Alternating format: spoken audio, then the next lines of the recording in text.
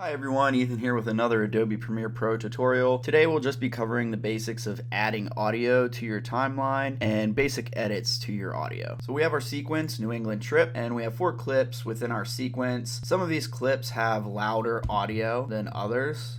So I'm just going to go ahead and show you how to deal with that, as well as showing you how to add audio to the timeline. Currently we have the clip Jordan Pawn loaded into our source monitor, and we already have this clip within the timeline where we want it. However, if we just wanted to look at the audio within this clip, we would just click on this little waveform icon at the bottom of our source monitor, and then we would be able to see the audio that comes with this clip. But since we already have all of our clips imported to our sequence and we have the audio included with them, I actually want to add some music to the sequence. So I'm going to go into my audio bin and I'm going to double click on this audio file, and as you can see, the waveforms pop up showing us where the spikes and decibels are once we load this into the source monitor. So I already know what part of the song that I want to import into my sequence, so I'm going to go ahead and set our playhead right here, and I'm going to hit I on the keyboard to mark my endpoint, and I'm going to set the playhead right here, and I'm going to press O on the keyboard to set my out point. That way we have our in and out point, and I'm actually going to hit period on the keyboard. Period does an overwrite. Because my playhead was at the beginning of our sequence, it has overwritten all the audio on audio track 1. Now I'm going to hit Command Z on the keyboard to undo that, and if I wanted to keep the audio on audio track 1, all I'm going to do is I'm going to select audio track 2 here, because that's going to change the source patching for inserts and overwrites. Now once again, if I hit period on the keyboard, it is going to place that on the timeline wherever that playhead is. However, this time it's putting it on audio track 2 instead of overwriting my current audio. Alright, I'm going to hit spacebar on the keyboard to play it just to get a quick preview.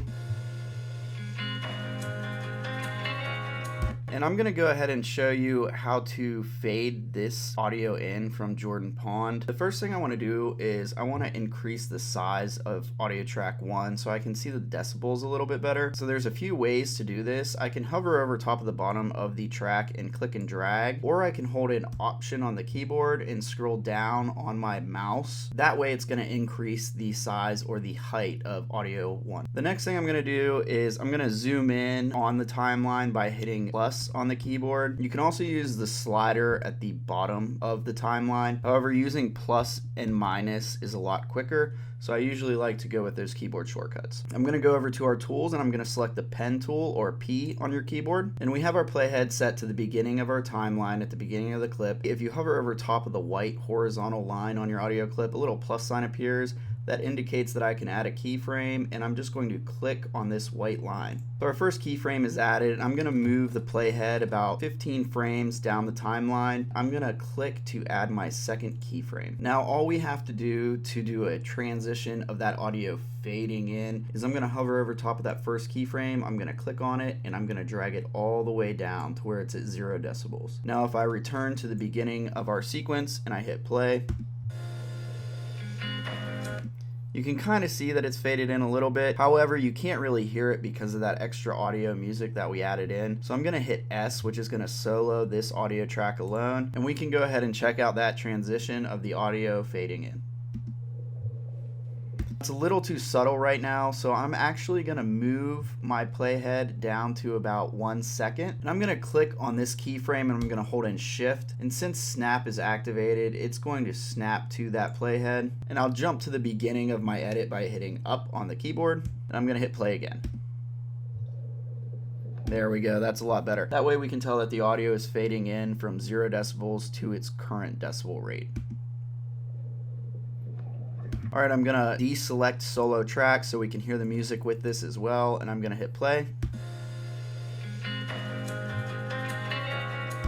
That's a lot more subtle. So let's go ahead and zoom out on our timeline by hitting minus on the keyboard. And I'm going to return to my selection tool, which is keyboard shortcut V. And I want to delete the audio that comes with this clip because there's not really anything there and it's too quiet to enhance. However, if I select it and I hit delete on the keyboard, it's going to delete my video as well. So what I want to do is I want to go over to the linked selection icon here in the top left of my timeline, and I'm going to uncheck that. That way I have the ability to click on my audio alone, and it's not going going to select the video too, and I'm going to hit delete on my keyboard. Now I'm going to reactivate our linked selection option, and a keyboard shortcut for this is if you hold an option on your keyboard and you click on the audio, that's only going to select the audio. Similarly, you can do the same thing with the video. Holding an option and selecting the video is only going to select the video. Now without holding an option and link selection active, it's going to select both the audio and video. So once again, holding an option, I'm going to select the audio to mount gray lock here, and I'm going to hit delete on my keyboard. I'm going to jump to the beginning of my sequence by hitting the up arrow on the keyboard, and I'm going to hit spacebar to play it out.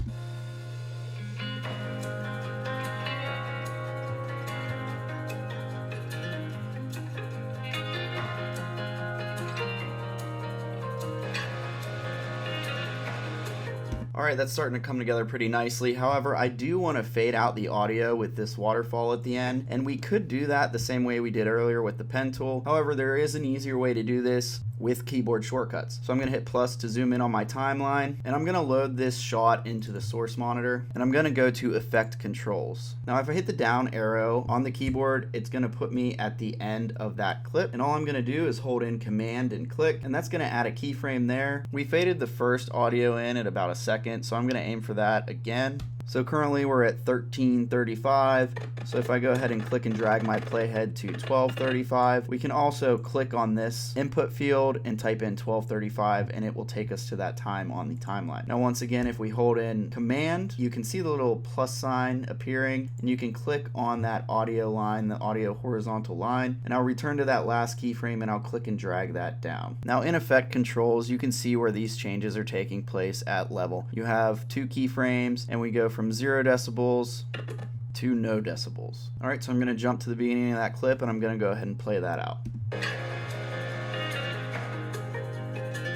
Alright, it's still a little tough to hear that transition, so I'm going to scroll down, and I'm going to hit M for mute track, and that's going to mute our music in our timeline. And I will go ahead and go to the beginning of this clip again and hit play.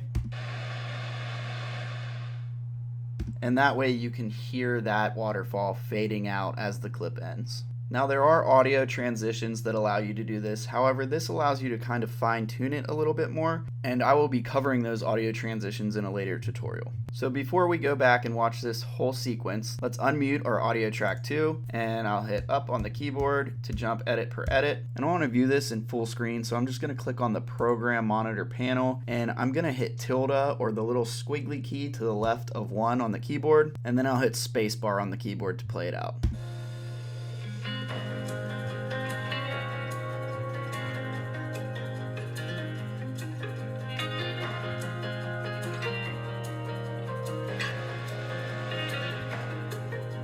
Alright everyone, that's our quick basic tutorial on adding and slight edits and transitions with our audio in Adobe Premiere Pro. If you're enjoying these tutorials, please subscribe and always check back for more. And as always, have a great day.